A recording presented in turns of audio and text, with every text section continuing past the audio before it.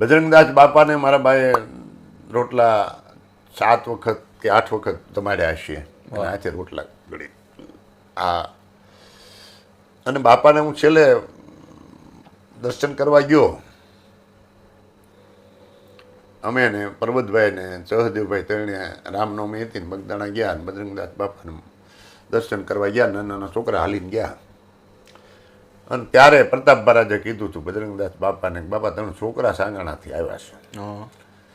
એટલે અમને પૂછ્યું ભાઈ કોનો દીકરા, એટલે વ્યક્તિગત અમારા મા બાપને ઓળખતા. બાપા અહીંયા રોકાતા બહુ, ઓલા જૂના આંગણામાં રોકાતા, અહીંયા રોકાતા જીતુભા ભગત ત્યાં ને અહીંયા અંબા ભગત ત્યાં. એટલે પૂછ્યું એટલે ઓલાએ કીધું પરબતભાઈ હું ધીરુભાઈ દીકરો છું.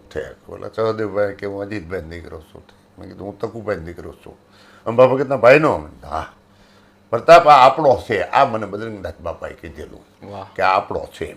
અને હજી આજે પણ મને એ પ્રેરણા છે કે ભાઈ એને આપણો કીધો હતી તેનો જ છે.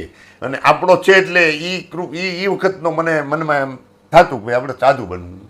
વાહ.